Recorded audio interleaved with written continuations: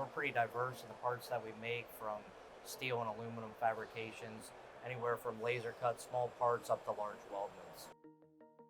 The Lincoln packages allow us to set up parts. There's certain cells where we only run 2 SKUs on that cell, and they're busy 2 turns a day. So it gives us the flexibility to run cells like that might only have 2 parts on them, and also cells where we have 20 different parts and we can change over very quickly.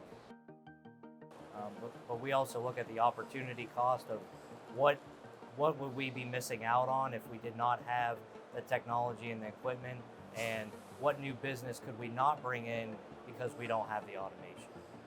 You have to be able to produce the part faster than the person next to you, and having the automation allows us to be able to do that and be able to compete with other people that have the similar equipment or the same equipment.